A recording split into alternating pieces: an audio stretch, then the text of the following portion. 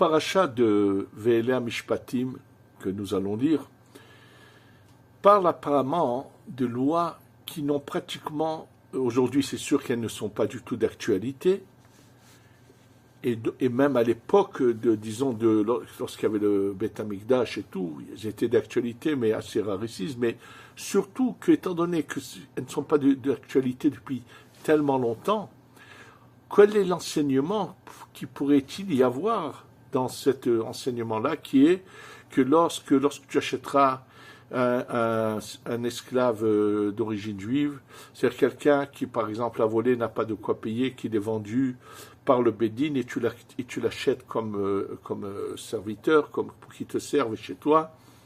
C'est Kitikne Eved Evri, chez Shalim Ya'avot, pendant 6 ans il travaille, la 7e année il va sortir.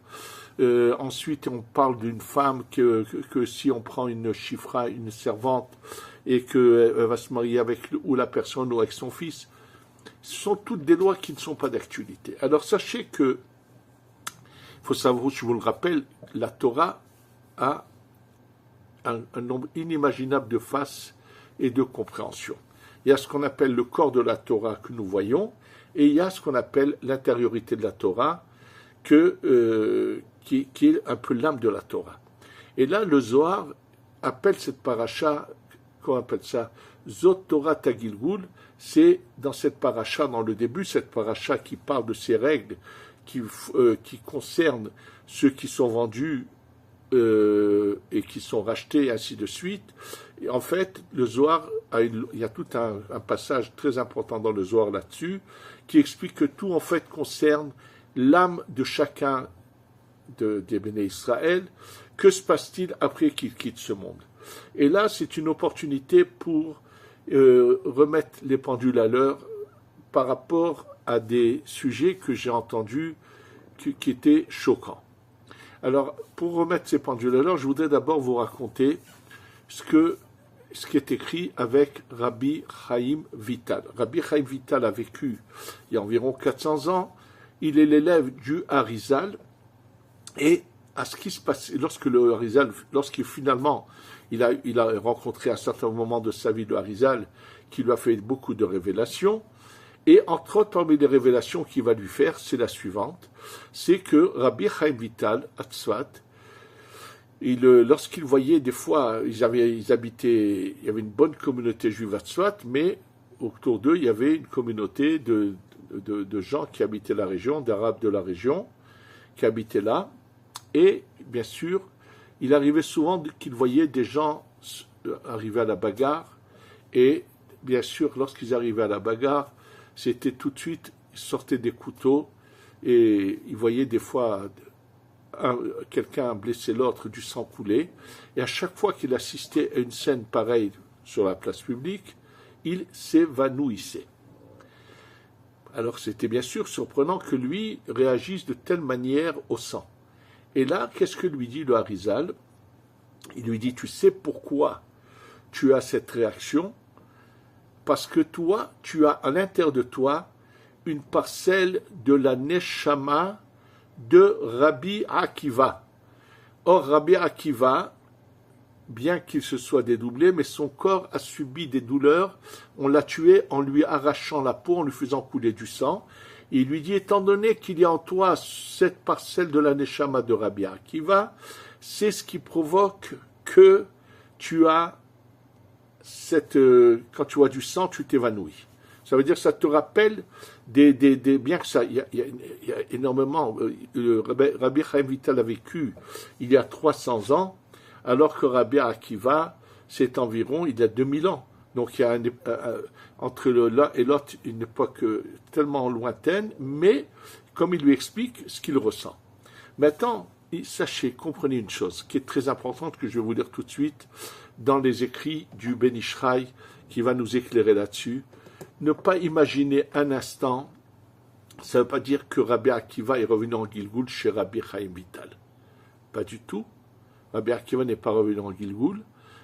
Chez Rabbi Chaim Vital, il y avait plusieurs neshamot à part la sienne. Il y avait plusieurs neshamot avec lesquels il avait un lien, et c'est pour ça que des étincelles de ces neshamot viennent en lui. Ce que je veux avant tout vous expliquer, je vais vous le dire tout de suite, c'est d'effacer de vos têtes je ne savais même pas que des telles sottises avaient pu être dites par je ne sais qui, mais des gens m'ont dit qu'on leur avait enseigné, j'ai eu plus qu'une personne qui me l'a dit, que puisqu'il y a des Gilgoul, qu'au moment où il va y avoir la résurrection des morts avec la venue du Mashiach, que seulement les plus méritants vont se relever.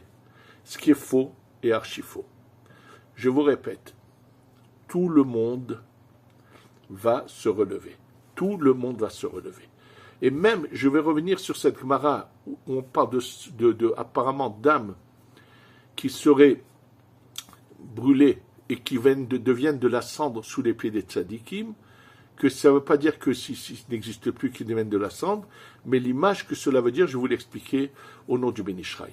Mais ce que je veux vous dire, c'est que vous sachiez que lorsqu'on parle de Gilgoul, c'est jamais la même, que chacun a son identité personnelle, mais quand on dit qu'il est le Gilgoul de tel, ça veut dire qu'il a soit parce qu'il a un lien, soit la possibilité de réparer ces personnes-là. Et pour cela, je vais vous lire ce que nous enseigne le Ben Ishraï. La Gemara dans Masechet Sanhedrin, le traité de Sanhedrin, page 90. Donc là-bas commence un nouveau chapitre qui s'appelle le Perek Chelek. Et de quoi il s'agit là-bas? C'est marqué dans cette Mishnah, dans Daf Tzadi, page 90, au premier côté de la page, Kol Yisrael yesh lahem chelek le'olam haba. Chaque Ben Israël a une part dans le Olam Haba. Le Olam Haba, il ne s'agit pas du Gan Eden dans lequel les Neshamot sont actuellement. Quand on parle de Olam Haba, le monde qui va venir, il s'agit de cette période qui va bientôt avoir lieu. Ça veut dire qu'après la venue du Mashiach se passera un certain temps et il y aura de nouveau un jugement dont nous parle la Gemara dans Masechet Rosh Hashanah. Et là, on passe au 7e millénaire qui s'appelle le Olam Haba, ce monde qui va venir.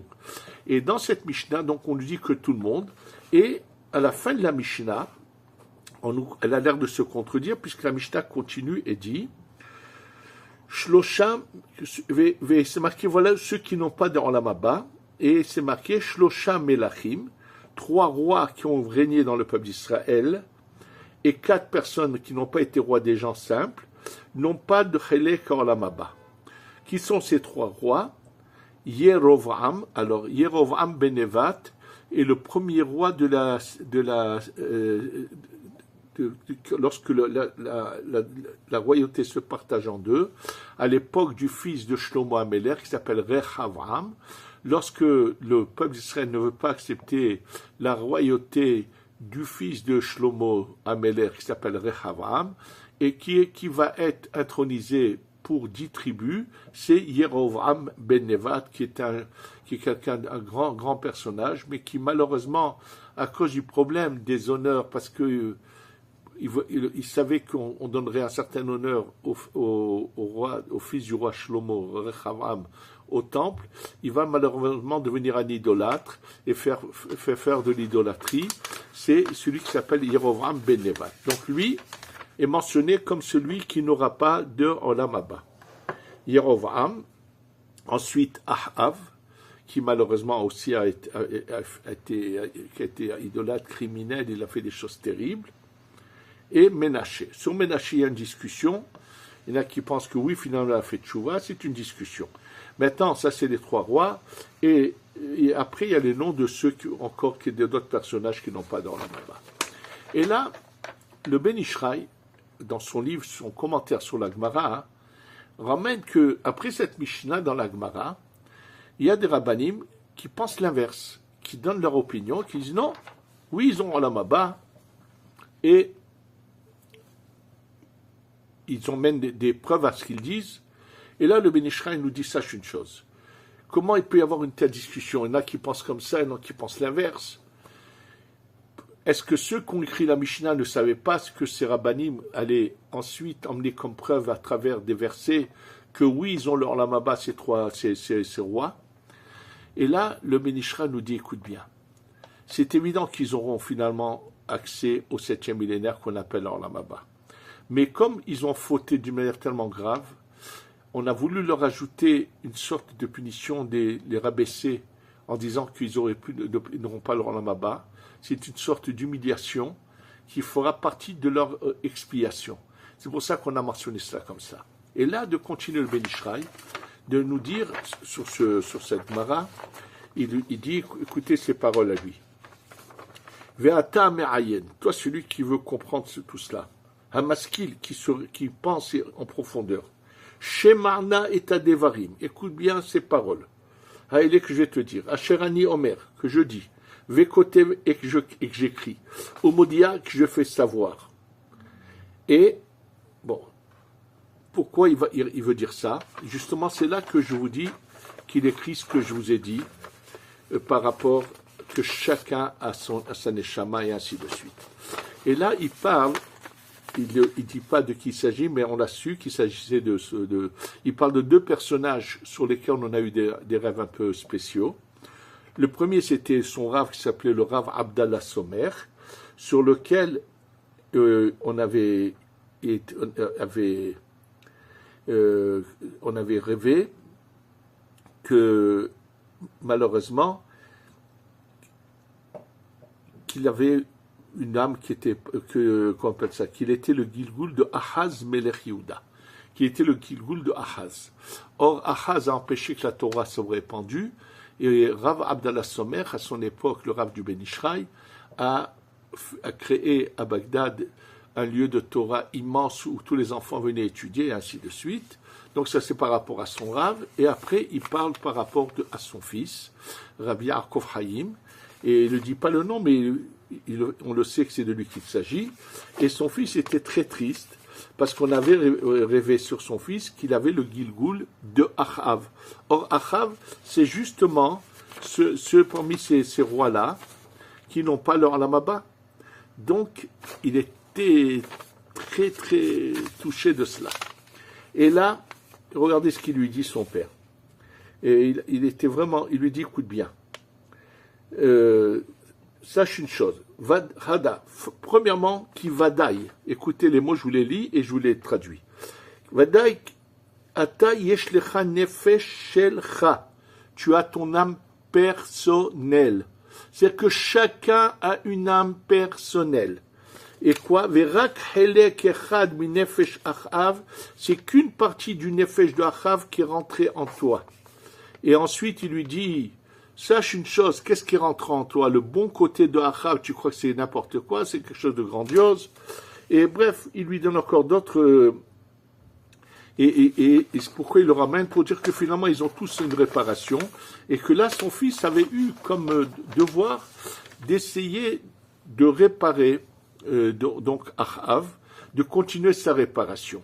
Donc déjà, vous voyez clairement ici que, en fait, que tout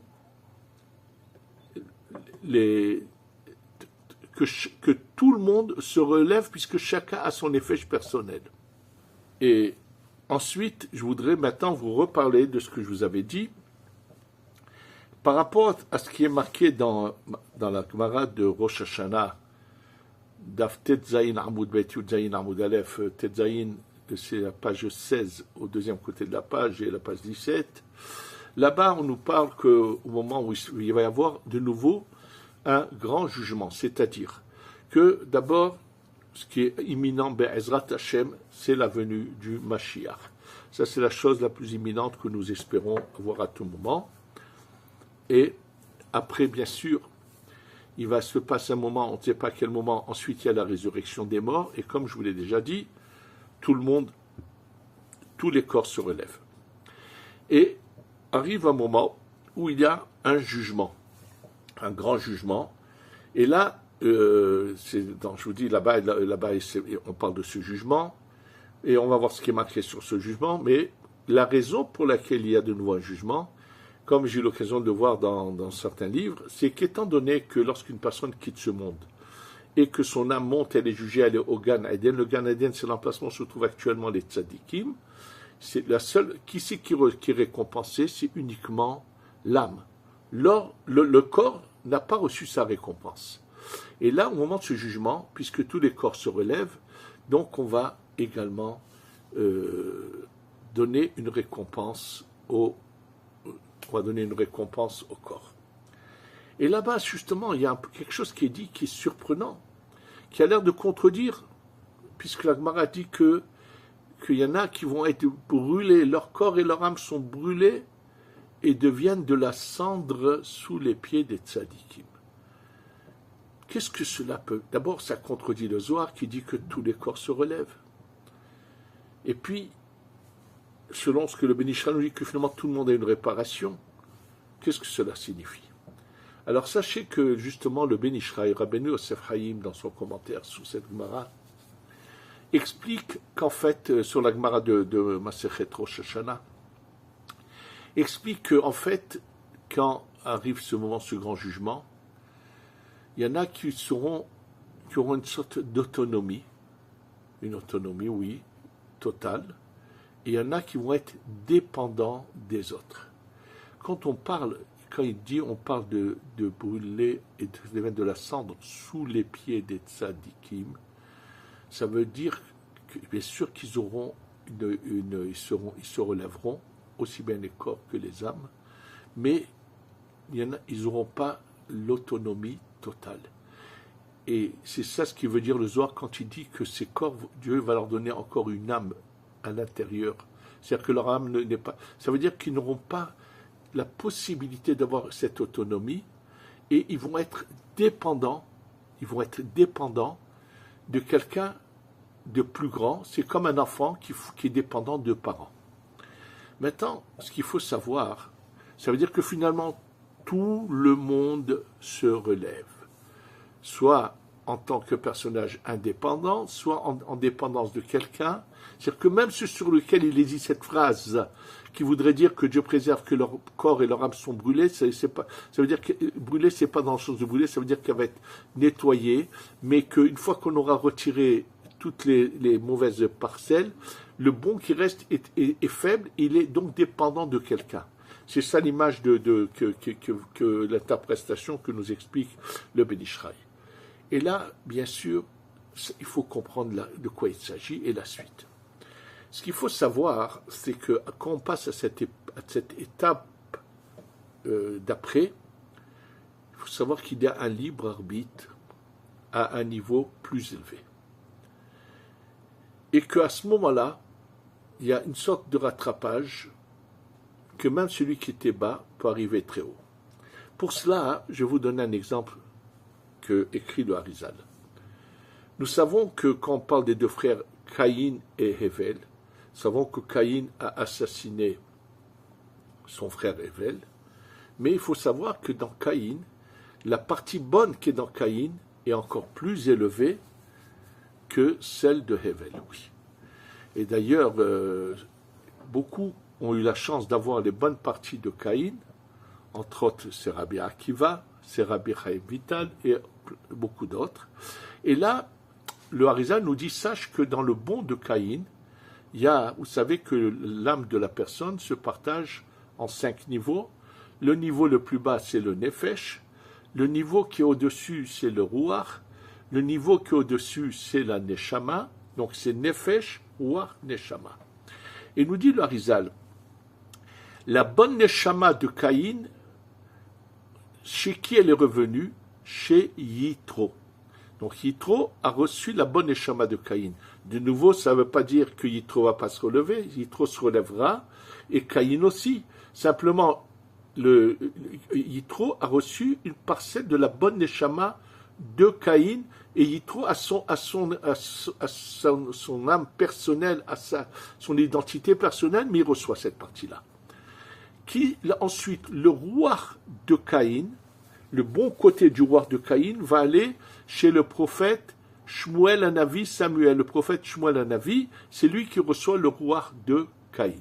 Donc apparemment, Yitro a une supériorité à Shmuel, puisque Yitro reçoit l'âme supérieure de l'Aneshama de Caïn, alors que Shmuel reçoit le roi qui est à un niveau plus bas. Et écoutez, et là, nous dit le Harizal, Shmuel a fait avec le roi de Caïn beaucoup plus que ce qu'a fait Yitro avec la Neshama de Caïn. Bien que donc au départ, Yitro a une supériorité, finalement, Shmuel Hanavi dépasse cette supériorité. Je vais vous donner un exemple semblable à cela. Moshe Rabbeinu.